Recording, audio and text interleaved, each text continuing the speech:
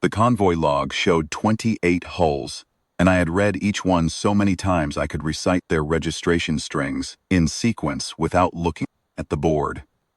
That was the Syndicate's gift, and its doctrine both. We knew what we were looking at before we looked. Every hull in the Vareth corridor had been catalogued, cross-referenced, and filed.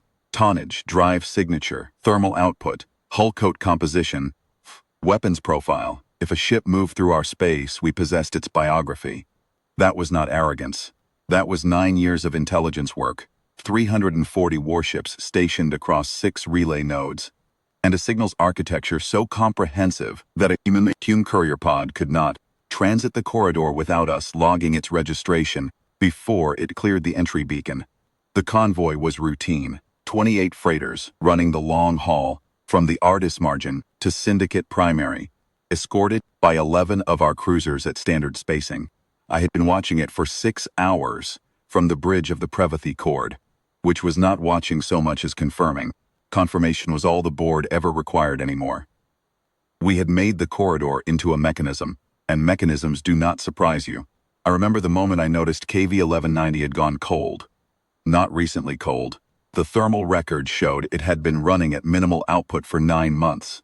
Since the day it registered at the corridor's outer beacon with a hold manifest listing prefabricated agricultural equipment and a crew of 11. I had reviewed that registration myself. I had compared it against the master hull list and found it clean. I had noted the low thermal signature as consistent with an aging drive motivator and logged a recommendation that it be flagged for maintenance inspection at primary. 9 months. I had looked at KV-1190's entry in the convoy roster every morning for 9 months and felt nothing. I was feeling something now. The hull stopped. Slowed, stopped. Full arrest, zero translation, in the middle of a convoy moving at standard corridor pace. The 11 cruisers adjusted formation automatically. The algorithm, accounting for a freighter gone mechanical, 2 of them began to close toward KV-1190's position to render assistance. Standard procedure. The mechanism turning its gears. I leaned forward in my chair and stared at the board. KV-1190 was 1.1 million kilometers ahead of the Prevathi Cord. At this range, it was a thermal signature and a registration code, nothing more. But something in the signature had changed. The output had not increased, it had inverted. Where a cold drive reads as gradual heat bleed from passive systems, this was a draw. Something enormous was consuming power in a controlled surge. I opened the hull profile file for KV-1190, agricultural freighter, gross tonnage, 44, 0 standard units. Drive class, marginal 4 low burn, hull composition, standard commercial alloy plate with light ceramic insulation, weapons, none declared. The power draw I was reading was not consistent with a 44,000-ton freighter in any failure mode I had ever seen documented. It was not consistent with a 44,000-ton freighter at all. I said, very quietly to my signals officer, "Get me a clean visual on KV-1190. He routed the nearest relay drone's optics to my secondary screen. The freighter was fracturing. That was the word my mind produced, because I had no better one. The hull plating was coming apart along seams I had not known existed, separating in long geometric sections that peeled outward and back like the fingers of a hand opening. Not an explosion, not a failure, a deliberate unfolding, controlled and sequential, each panel releasing on a precise schedule. The freighter skin fell away in 47 seconds. I counted them without knowing I was counting. And what remained was not a freighter. What remained was 1.4 kilometers of warship. I sat with that fact for a moment that felt much longer than it was. The hull beneath the plating was dark, a composite so light-absorbent, it read nearly as void on the optical feed. There was no shine to it, no gleam. Just mass, an unbroken wedge of it, low and flat at the forward end and rising in 3 armored tiers toward a stern that was still receiving the last of the shed freighter plating without any visible haste.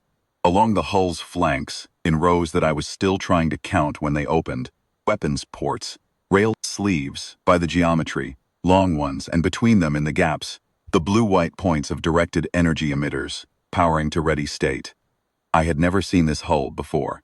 That statement, understood correctly, was the end of everything. 9 years of intelligence work, 340 ships, a signals architecture that could log a courier pod. I had never seen this hull before, which meant it had never been logged, which meant it had been designed and built and crewed and sailed into the heart of my convoy without appearing anywhere in my archive. I turned to my tactical officer and told him to pull every counter-doctrine profile we held. For human dreadnought-class vessels, he pulled them. He read them. He looked up at me with an expression I had not seen on a Karathi officer's face in 11 years of service. As Fleet Lector, he said. None of these match the hull geometry. The veteran silence. That was the name we learned later. From the wreckage, and from what little the humans chose to transmit, which was nothing, fired its first salvo at 41 seconds after the last freighter panel released. I know the timing because I was watching the board, and my signals officer was logging contacts in real time, his voice steady and mechanical, the way ours get when the mind has outrun the capacity to react, and the body simply continues. 7 cruisers on the corridor's eastern relay line went silent in 3.2 seconds. The railgun spread was not directed at one target. It was distributed, a calculated allocation across 7 distinct firing solutions, simultaneous, as though the targeting system had already known where every one of our ships would be and had simply been waiting for permission to act. I gave the order to scatter. Standard counter-ambush dispersion, break formation, all cruisers to maximum translation. 11 cruisers had become 4 in the time it took me to give the order. The 4 that remained were now running hard in separate vectors.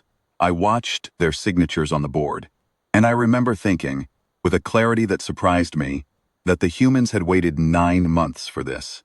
They had sailed KV-1190 through our registration process, past our scanners, through our formation, and they had sat in the middle of our convoy for 9 months while we patrolled around them and filed maintenance recommendations about their aging drive motivator. They had been inside our lines while we congratulated ourselves on knowing every hull in the corridor. The veteran silence did not pursue the fleeing cruisers immediately. It held position for 40 seconds. A pause that I could not interpret, and that my tactical officer could not explain. And during those 40 seconds it turned slowly, bringing its forward array to bear on the convoy's freight elements. And it began methodically disabling each freighter. Not destroying. Disabling. Drive motivators hit at precise angles, hulls vented but not breached. Crews left alive in pressurized compartments. I watched this happening, and I thought, they know the difference between the ships they want gone and the ships they are willing to leave.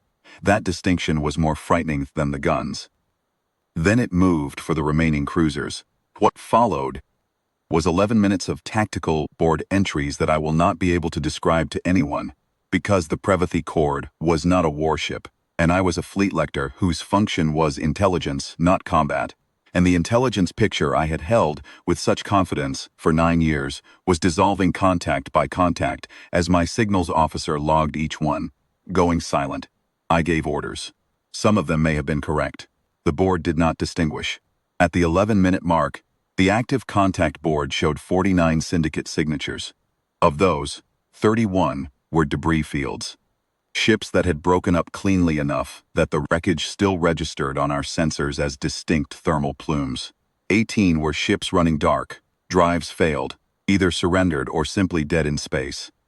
291 contacts were gone. Prevathi Cord had survived because we were the farthest element from the convoy's center, and because the Vethran silence, after eliminating every combat-capable vessel, appeared to have made a decision about us specifically. It had approached to 40,000 kilometers, close enough that the optical feed showed me the hull in detail I had not wanted. The alien composite, plating with its faint texture of interlocking geometric panels. The weapons ports, cycling back to closed position in sequence, the long wedge shape of it filling a third of my secondary screen, and it had held there for 19 seconds. No transmission, no demand. No signal on any frequency. Then it had turned away. I watched it accelerate. The drive output was not what a ship that size should produce, according to anything in my performance models. It was faster than the model said it should be, significantly faster, and it was moving deeper into the corridor, not back toward the margin it had entered from. My signals officer said, "Fleet Lector, I'm reading 17 additional thermal signatures. Deep corridor. Grid references 7 through 14. He read me the signatures. I sat with them. Each one was running cold. Each one had a registration string in the convoy manifest for the next scheduled freight run. A run that had not yet departed, that was currently being assembled at the Artist Margin staging point. Each one had a thermal profile consistent with an aging drive motivator running below standard output. 17 hulls. In a corridor we had controlled for 9 years, and we had logged every one of them, cross-referenced them, filed them, reviewed them at intake. I had probably reviewed several myself. The Vethan silence was not slowing. It was moving toward the deep corridor grid, where those 17 signatures sat waiting, and it was not transmitting anything to them, which meant it did not need to. They were already awake. They had been awake, in all probability, very long time. Awake and cold and waiting for the moment when the archive's confidence in its own completeness became the weapon that emptied it. I did not give any further orders. There were none that would have served. I sat on the bridge of the Pravathi cord in a corridor that had belonged to us completely 12 minutes ago, and I watched the board, and I understood the thing that the humans had understood before any of us, that the most dangerous intelligence is the kind that tells you exactly what you are looking at, with complete confidence, and is wrong. We had built a doctrine on knowing every hull before it fired. They had built one hull, and then it seemed 17 more, that we were never going to know until it was already too late to matter. The Vethan silence reached the first of the deep corridor signatures at the 40-minute mark. By then, I had stopped logging. The board was updating without me. The signals officer calling contacts at voice that had gone very quiet and very even, and I was looking at the optical feed showing me the last image the relay drone had captured before the Vethan silence moved out of its range. A 4-kilometer hull, dark composite, weapons ports sealed, drive burning at a speed the archive said was impossible. No markings, no identification. Nothing that would have told us what it was, if we had looked directly at it for 9 months. In a convoy we believed we controlled completely. Nothing we could have filed.